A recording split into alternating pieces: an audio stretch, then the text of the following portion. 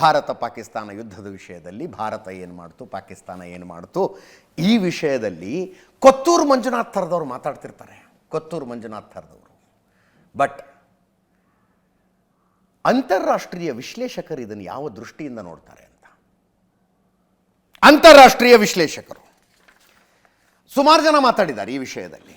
ಇವರೆಲ್ಲ war experts, specially ಹೊಸ ಕಾಲದ ಯುದ್ಧ ತಂತ್ರವನ್ನು ಅನಲೈಸ್ ಮಾಡ್ತಾರೆ. ಟಾಮ್ ಕೂಪರ್ ಅಂತ ಆಸ್ಟ್ರಿಯಾದ ಇತಿಹಾಸಕಾರ, ವಾಯುಸೇನೆಯ ಇತಿಹಾಸಕಾರ, ಸ್ಪೆಷಲಿ ಏರ್ಫೋರ್ಸ್ ಹಿಸ್ಟಾರಿಯನ್. ಅವಸರವಾಗಿ ಪಾಕಿಸ್ತಾನ ಯಾಕೆ ಕದನ ವಿರಾಮದ ಪ್ರಪೋಸಲ್ಲಿಗೆ ಬಂತು ಅನ್ನುವುದನ್ನು ಈ ಇತಿಹಾಸಕಾರ ಟಾಮ್ ಕೂಪರ್ ಬಿಚ್ಚಿಡ್ತಾರೆ. ಭಾರತದ ವಾಯು ನೆಲೆಗಳು ಮತ್ತು ಸೇನಾ ನೆಲೆಗಳನ್ನು ಪಾಕಿಸ್ತಾನ ಟಾರ್ಗೆಟ್ ಮಾಡಿಕೊಂಡ ನಂತರ ಭಾರತ ಉತ್ತರ ಕೊಡೋದಕ್ಕೆ ಶುರು ಮಾಡ್ತಲ್ಲ, ಆ ಉತ್ತರ ಅಂಥಲ್ಲಿ ಇಂಥಲ್ಲಿ ಅಲ್ಲ. ಯಾವ ಜಾಗದಲ್ಲಿ ಪಾಕಿಸ್ತಾನ ತನ್ನ ಅಣ್ವಸ್ತ್ರಗಳನ್ನು ಇಟ್ಕೊಂಡಿತ್ತೋ ಆ ಅಣ್ವಸ್ತ್ರಗಳಿಗೆ ಗುರಿ ಇಟ್ಕೊಂಡು ಹೊಡೆಯೋದಕ್ಕೆ ಶುರು ಮಾಡಿತ್ತು. ಟಾಮ್ ಕೂಪರ್ ಹೇಳ್ತಾ ಇರೋದು ಇದನ್ನು. ಇದಕ್ಕೆ ಸಾಕ್ಷಿಗಳಿದ್ದಾವೆ ಅಂತಾರವರು, ಸಾಕ್ಷಿಗಳಿದ್ದಾವೆ. ಈ ಯುದ್ಧವನ್ನು ವಿಶ್ಲೇಷಣೆ ಮಾಡುವಾಗ ಭಾರತದ ಕಡೆಯ ರಾಜಕಾರಣಿಗಳು ಏನು ಹೇಳಿದ್ರು, ಪಾಕಿಸ್ತಾನದ ಕಡೆಯ ರಾಜಕಾರಣಿಗಳು ಏನು ಹೇಳಿದ್ರು ಅನ್ನೋದು ಮುಖ್ಯ ಅಲ್ಲ. ಇವ್ರು ಹೇಳೋದು ಸಾಕ್ಷಿಗಳ ಮುಖ್ಯ. ಪಾಕಿಸ್ತಾನದ ಪ್ರತಿದಾಳಿಗಳ ಪ್ರಬಲವಾಗಿರಲಿಲ್ಲ, ಭಾರತಕ್ಕೆ ಯಾವುದೇ ಗಂಭೀರ ಹಾನಿಯಾಗಲಿಲ್ಲ, ಹಾನಿಯಾಗಿದೆ ಅಂತ ಹೇಳೋದಕ್ಕೆ ಯಾವುದೇ ಸಾಕ್ಷಿಗಳು ಇಲ್ಲ. ಅದಾದ ಮೇಲೆ ನಾವೇನು ನೋಡಿದ್ವಿ, ಭಾರತ ಪಾಕಿಸ್ತಾನದ ಮೇಲೆ ಮಾಡಿದ ದಾಳಿ. ಭಾರತ ತನ್ನ ದಾಳಿಯನ್ನು ತೀಕ್ಷ್ಣಗೊಳಿಸಿದಾಗ ಏನಾಯಿತು ಅನ್ನುವುದಕ್ಕೆ ಸಾಕ್ಷಿಗಳಿದ್ದಾವೆ. ಪಾಕಿಸ್ತಾನದ ವಾಯುನೆಲೆಗಳನ್ನು ಭಾರತ ಟಾರ್ಗೆಟ್ ಮಾಡಿತು. ಇಷ್ಟಾದ ಮೇಲೆ ಪ್ರಮುಖ ನ್ಯೂಕ್ಲಿಯರ್ ಆಯುಧ ಇಡುವ ನೆಲೆಗಳನ್ನು ಭಾರತ ಟಾರ್ಗೆಟ್ ಮಾಡಿತು ಪಾಕಿಸ್ತಾನದಲ್ಲಿ. ಇದೇ ಹಂತದಲ್ಲಿ ಅವ್ರು ಹೇಳೋದು, ದಿಲ್ಲಿಲಿ ಯಾವ ರಾಜಕಾರಣಿಗಳು ಏನಂದ್ರು, ಪಾಕಿಸ್ತಾನದಲ್ಲಿ ಏನು ರಾಜಕಾರಣಿಗಳಂದ್ರು ಅನ್ನೋದು ಮುಖ್ಯ ಅಲ್ಲ, ಸಾಕ್ಷ್ಯಗಳ ಮುಖ್ಯ. ಭಾರತ ಅದೆಂಥ ಕಾರ್ಯಾಚರಣೆ ಮಾಡ್ತು ಅಂದರೆ ಪಾಕಿಸ್ತಾನದ ನ್ಯೂಕ್ಲಿಯರ್ ವೆಪನ್ಗಳ ಮೇಲೆ ದಾಳಿ ಮಾಡ್ತು. ಪಾಕಿಸ್ತಾನಕ್ಕೆ ಪ್ರತಿದಾಳಿ ಮಾಡೋದಕ್ಕೆ ಮಾರ್ಗನೇ ಇರಲಿಲ್ಲ. ಈ ಕಾರಣಕ್ಕಾಗಿ ಪಾಕಿಸ್ತಾನ ಭಾರತದ ಮುಂದೆ ಮಂಡಿಯೂರಿ ಕುಳಿತುಕೊಂಡಿತು ಅಂತ ಟಾಮ್ ಕೂಪರ್ ಹೇಳ್ತಾ ಇರೋದು. ಕೇಳಿಸ್ಕೊಳ್ಳಿ. Pakistani counter strikes were ineffective. There was no major damage. There is no evidence for major damage caused to Indian military installations. What have we seen after that? We have seen India striking into Pakistan, disabling ever more of Pakistan's ground-based air defenses.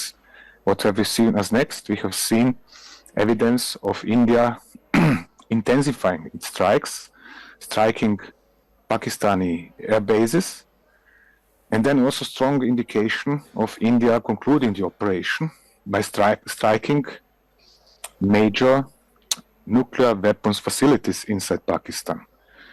Now, again, which government, politician or whatever, stating, whether in Islamabad or in New Delhi, is actually irrelevant, because what is relevant is evidence. And the evidence is that India has brought Pakistan so far that it could strike its nuclear weapon storage facilities, and Pakistan had no means to hit back.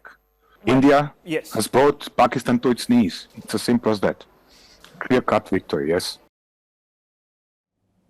ನೆನಪಿರಲಿ, 1971 ಭಾರತ ಪಾಕಿಸ್ತಾನ ಯುದ್ಧದ ನಂತರ ನಡೆದಂಥ ಅತಿ ದೊಡ್ಡ military engagement ಮೊನ್ನೆ ಆದಂಥ operation ಸಿಂಧೂರ.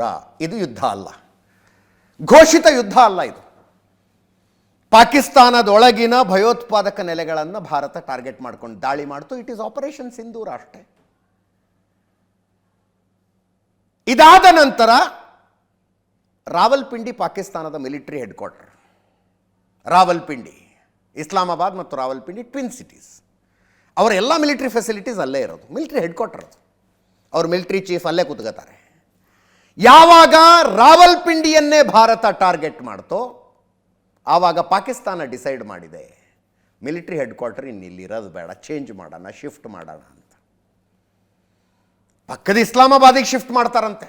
ಅದಕ್ಕೆ Ivan D'Cunha, director general of air defence, ಅವ್ರು ಹೇಳಿದ್ದಾರೆ, ಪಾಕಿಸ್ತಾನ ತನ್ನ ಮಿಲಿಟರಿ ಹೆಡ್ ಕ್ವಾರ್ಟರ್ನ ತನ್ನ ದೇಶದ ಯಾವ ಮೂಲೆಗೆ ತಗೊಂಡು ಹೋಗಿ ಮಾಡಲಿ, ಭಾರತದ ಟಾರ್ಗೆಟ್ನಿಂದ ತಪ್ಪಿಸ್ಕೊಳ್ಳೋದಕ್ಕಾಗೋದಿಲ್ಲ ಅಂತ. ಖೈಬರ್ ಪಖ್ತೂನ್ವಾದಲ್ಲಿ ತಗೊಂಡು ಹೋಗಿ ಮಾಡಲಿ ಬೇಕಿದ್ರೆ ಅವರು ಮಿಲಿಟರಿ ಹೆಡ್ ಕ್ವಾರ್ಟರ್ನ. ನಮ್ಮ ಆಯುಧಗಳು ನಿಮ್ಮನ್ನು ರೀಚ್ ಆಗ್ತವೆ, ಅಂತಂಥ ಆಯುಧಗಳು ನಮ್ಮಲ್ಲಿದ್ದಾವೆ ಅಂತ. ಅನ್ಡೌಟೆಡ್ಲಿ ಪಾಕಿಸ್ತಾನದ ಯಾವ ಸ್ಕ್ವೇರ್ ಫೀಟ್ ಪ್ರದೇಶವೂ ಭಾರತದ ಮಿಸೈಲ್ಗಳಿಗೆ ನಾಟ್ ರೀಚಬಲ್ ಅಲ್ಲ. ಯಾವ ಸ್ಕ್ವೇರ್ ಫೀಟ್ ಪ್ರದೇಶವು ಅಂಥ ಆಯುಧಗಳು ನಮ್ಮ ಹತ್ರ ಇದ್ದಾವೆ. ನೀವು ಎಲ್ಲರೂ ಸೇನಾ ಕಚೇರಿನ ಮಾಡ್ಕೊಳ್ಳಿ ಅಂತ, ಖೈಬರ್ ಪಖ್ತೂನ್ವಾಗೆ ಶಿಫ್ಟ್ ಮಾಡ್ಕೊಳ್ಳಿ, ಆದರೂ ನಮ್ಮ ಆಯುಧಗಳು ನಿಮ್ಮನ್ನು ತಲುಪ್ತವೆ ಅಂತ. ಈ ಮಧ್ಯದಲ್ಲಿ ಪಾಕಿಸ್ತಾನದ ಕಡೆಯಿಂದ ಮತ್ತೆ ಜಿಹಾದ್ನ ಕರೆ. ಹಫೀಜ್ ಅಬ್ದುಲ್, ಲಷ್ಕರ್ ಭಯೋತ್ಪಾದಕ ಹಫೀಜ್ ಅಬ್ದುಲ್, ಭಯೋತ್ಪಾದಕರ ಈ ಭಾರತದ ಆಪರೇಷನ್ ಸಿಂಧೂರದಲ್ಲಿ ಡೇ 1 ಏನಾಯ್ತಲ್ಲ 6ನೇ ತಾರೀಕು ಮಧ್ಯರಾತ್ರಿ, ಆ ಕಾರ್ಯಾಚರಣೆಯಲ್ಲಿ ಸತ್ತು ಹೋದ ಭಯೋತ್ಪಾದಕರ ಅಂತ್ಯ ಸಂಸ್ಕಾರದಲ್ಲಿದ್ದ ಇವನು. ಪಾಕಿಸ್ತಾನದಲ್ಲಿ ಭಯೋತ್ಪಾದಕರಿಗೂ ಮಿಲಿಟರಿಯವ್ರಿಗೆ ಏನು ವ್ಯತ್ಯಾಸ ಇಲ್ಲ ಅನ್ನೋದಕ್ಕೆ ಸಾಕ್ಷಿಯಾದಂಥ ದೃಶ್ಯ ಇವನೇ ಹಫೀಜ್ ಅಬ್ದುಲ್ ರೌಫ್. ಇವನು ಕರೆ ಕೊಟ್ಟಿದ್ದಾನೆ, ಲಾ ಇಲಾಹ ಇಲ್ಲಲ್ಲ ಅಂತ ಓದಿ ಮುಂದೆ ನುಗ್ಗಬೇಕಂತೆ. ಕರೆ ಇದು. ನೀವು ಲಾ ಇಲಾಹ ಇಲ್ಲಲ್ಲ ಓದುವ ಧರ್ಮದವರು, ಶತ್ರುಗಳಿಗೆ ಹೇಳಿ ಏನು ಓದಿ ಬಂದಿದ್ದೀವಿ ಅಂತ, ನಮ್ಮ ಧರ್ಮ ಏನು ಹೇಳುತ್ತೆ ಅನ್ನೋದನ್ನು ಹೇಳಿ. ಮರ್ದೆ ಮುಜಾಹಿದ್ ಜಾಗ್ಜರ ಅನ್ನೋದು ಅವರ ಏನು ಹಾಡಾಗಿತ್ತಂತೆ, ಮುಂಚೆ ಹಾಡ್ತಿದ್ರಂತವ್ರು, ಬಾಲ್ಯದಲ್ಲಿ ಆ ಹಾಡನ್ನು ಕೇಳ್ಕೊಂಡು ಬೆಳೆದಿದ್ದಾರಂತೆ. ಮರ್ದೆ ಮುಜಾಹಿದ್ ಜಾಗ್ಜರ ಅನ್ನುವ ಹಾಡನ್ನು ಕೇಳ್ಕೊಂಡು ಬೆಳೆದಿದ್ದೀವಿ. ಇತ್ತೀಚೆಗೆ ಆ ಹಾಡು ಕೇಳೋದು ಕಡಿಮೆ ಆಗಿದೆ, ಮತ್ತೆ ಆ ಜಿಹಾದಿ ಗೀತೆಯನ್ನು ಕೇಳಬೇಕು ಅಂತ ಹೇಳ್ತಾನೆ ಅವನು ಹಫೀಜ್ ಅಬ್ದುಲ್ ರೌಫ್. ಕೇಳಿಸ್ಕೊಳ್ಳಿ ಒಮ್ಮೆ. बुस्तिल फौज ने रात की तारीकी में हमला किया है। पाकिस्तानियों, तुम ला इलाहा इल्लल्लाह पढ़ने वाली कौम हो, ये ला इलाहा इल्लल्लाह पढ़ते आगे बढ़ो और बता दो दुश्मन को कि तुम्हें किससे पाला पड़ा। और पूरी कौम कह रही थी, ऐ मर्दे मुजाहिद जाग जरा। हम बचपन में बहुत सुनते थे, अब तो कम ही सुनते हैं। ऐ मर्द, ये जिहादी तराने तो अब हम सुनने लगे, इस मार्कों के बाद सुनने लगे। जिहाद की बातें जो बचपन में हमने जिहादी तराना सुना वो यही था, ऐ मर्दे मुजाहिद, ಏ ಮರ್ದೆ ಮುಜಾಹಿದ್ ಜಾಗ್ಜರ ಅಂತ ಹಾಡನ್ನು ಮತ್ತೆ ಕೇಳೋದಕ್ಕೆ ಶುರು ಮಾಡಬೇಕಂತ. ಈತನ ಭಾಷಣದ ಮೊದಲನೆಯ ಸೆಂಟೆನ್ಸೇ ನನಗೆ ಆಶ್ಚರ್ಯ ತಂದಿತ್ತು.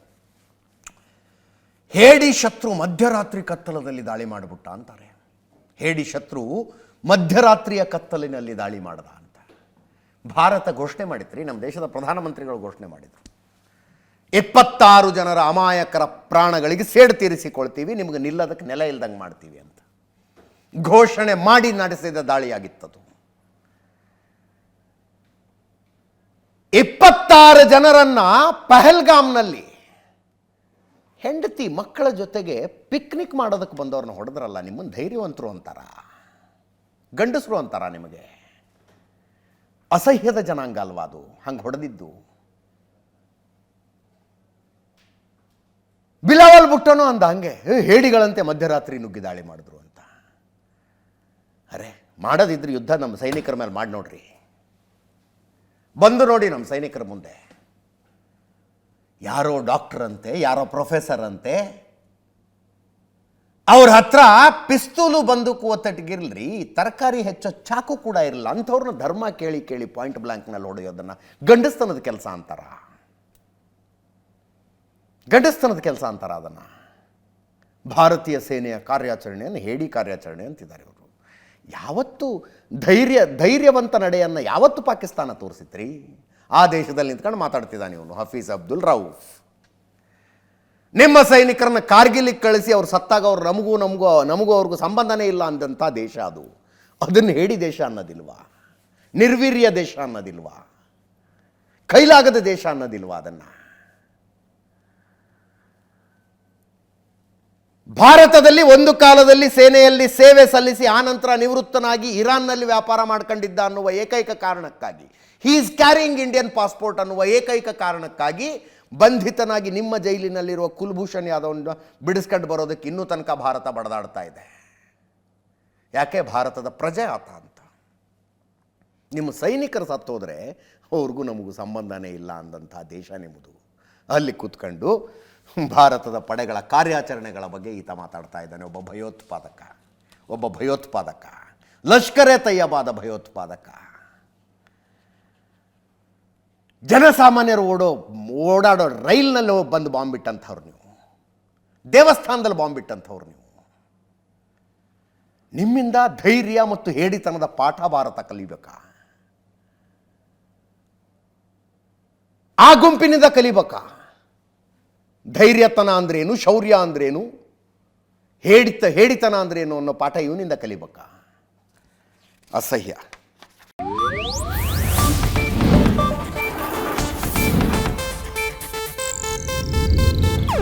ಇದು ಏಷ್ಯಾನೆಟ್ ನ್ಯೂಸ್ ನೆಟ್ವರ್ಕ್ ಪ್ರಸ್ತುತಿ.